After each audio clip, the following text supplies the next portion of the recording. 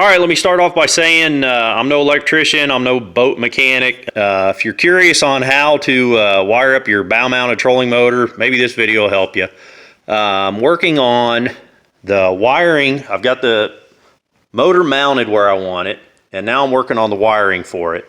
I've rebuilt this boat from the hull up. So if you're curious about how to put together a fishing boat or something, maybe subscribe, and when I get everything done, I'm going to post that video. But this little clip here is just going to be about wiring the trolling motor. So a lot of times when I'm fishing by myself. So when I'm driving, I can tell. I had a 16-foot boat before this, and when I would be driving, it was console also. I could feel the boat leaning a little bit. So what I wanted to do with this build was put both my trolling motor batteries. This is a 24-volt trolling motor. So I need two big heavy batteries, and I fit those under the seat here. So I'm running, the wire is a 6-gauge 2-stranded wire. You can see there's the two lines. They disappear into a gray sheathing, and that gray sheathing then I've tucked down along the floor just for that little jag there. It's going to be behind my rods in the rod holder, and it tucks up under the gunnel, and it runs up to the very front, and I've got it zip tied every so often to keep it tucked up and hidden and protected back there behind the gunnel. I don't want no hooks snagging on it or anything like that. So I'm real happy with how that, hid up under there. When I get up here to wire up the trolling motor, a lot of guys will plug. They run like a plug socket in the front of their boat, and I think this one had originally. I don't want to deal with that. For one, I'm never going to unplug the thing. It's not like I'm going to take the trolling motor off and take it to another boat or something. When I'm not running the thing, I've got wing nuts on the batteries, so I can just disconnect the batteries under the seat. So the disconnection is going to be back there.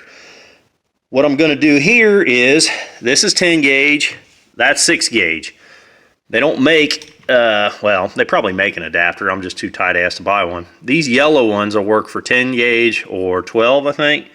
So these yellow butt connectors will work on this wire, but they won't work on that 6 gauge. What I've come up with here is a piece of 1/4-inch copper tubing, like you'd buy at Lowe's in the plumbing section. Cut a section, kind of flared it just a little bit, cleaned up the burrs and stuff, and this will fit onto that 6 gauge wire. The 10 is going to slide in there very easily.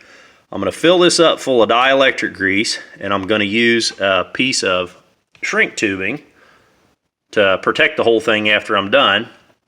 And I'm going to crimp it on rather than, a guy could solder it. I don't really feel like soldering up here in the carpet and burning the paint and all that good stuff. Guy could solder this. That would be the best way to connect it. But I'm going to use just my crimp pliers here, and I'm going to be sure that I use that the bottom portion here that's got that knot on it. That does a really good job. So the crimp will be protected and everything by the shrink tubing too. So I'm going to go ahead and slide the shrink tubing on the wire first. Then I'm going to fill my butt connector full of dielectric grease. Then I'm going to put it on here, crimp it. I'm going to stick it on the other side, crimp it. Then I'll slide my shrink tubing up over the butt connector and just shrink it with a cigarette lighter. All right, so here we are partway into the thing. I've got my shrink tubing on these wires here, and you can see I have squirted dielectric grease in the fittings and pushed them on, and I have them crimped on there. Those are on really good and tight, so I'm going to go ahead and crimp the other sides in there. All right, there we've got our fittings both crimped on, and I've pulled on them as hard as I can, and they're not pulling off, so I feel really good about that. Those crimps look really good. It's hard to show up on camera here, but the crimps look really, really good. I'm going to slide the shrink tubing over the connections here and close that up. There we go. Nice, clean looking connections there. So again, this was 6 gauge copper, and this was 10 gauge, and we used 1/4-inch tubing.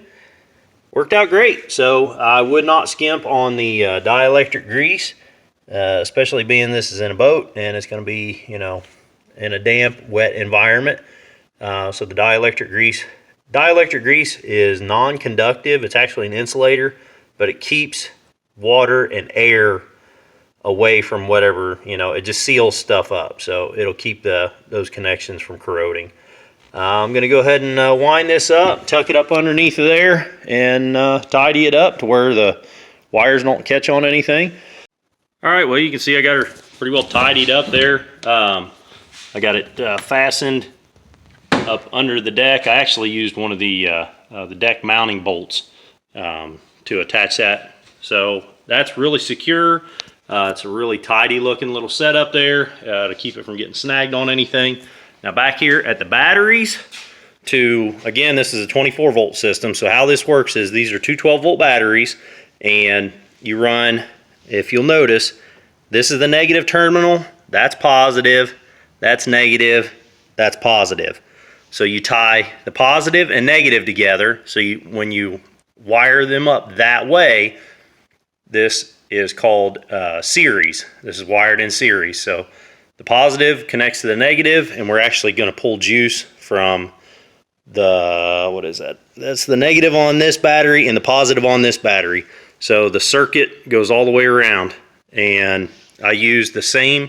I pulled out a piece of that 6 gauge copper, made some fittings up out of some larger diameter, I think it was 3/8 inch copper tubing, and made it out of that larger diameter simply because when you flatten it out, you need to have enough surface area there to drill a hole. So the 1/4 inch would work for the diameter of the wire, but it doesn't give you a lot to work with when you flatten it out for, it doesn't squish out very far to make it big enough to drill a hole in for your bolt. So I think that was 3/8 inch tubing. And again, that's what I did on these here. And these work out really well. So if I were going to do, if I had a 3-bank charger, which I'm kind of in the market for one, you would wire one bank up to this battery, wire another bank up to this battery, and then of course the third bank would go to the starting battery back there. But I don't have a 3-bank charger, so this is it. Now, in order to charge these, I'm going to do them one at a time with my regular old automotive charger. I can charge this battery. I don't have to disconnect them.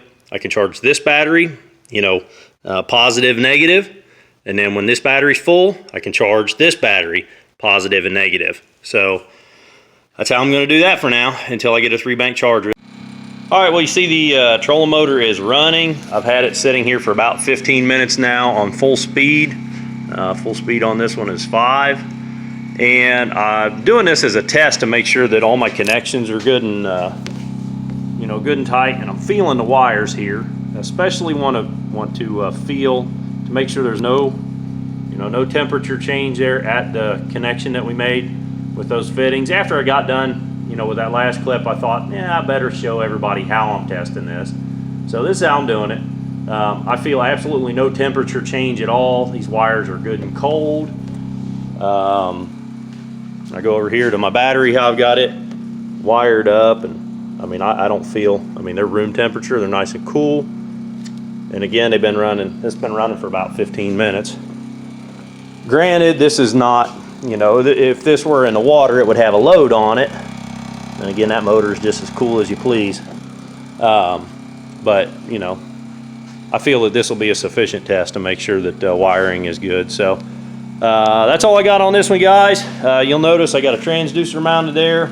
That's another video that's coming or might be out. So click that subscribe button, and you'll get to see all the videos I'm doing on this boat. Well, guys, I figured I'd just go ahead and finish this video out on the water. Let you know that everything's functioning great. I've been out here fishing for a few hours. The wiring is all tucked up out of the way, real nice. It hadn't overheated or anything. You saw I tested it there at the house for a little while. The thing is performing great, so I'm real happy with the whole setup. I've got the transducer for this front fish finder mounted on the bottom of it again, and everything's functioning perfectly, so I'm real happy with this. If I helped you with this, click that like button. If you want to see more videos like this, click that subscribe button. And until the next video, guys, keep on tinkering.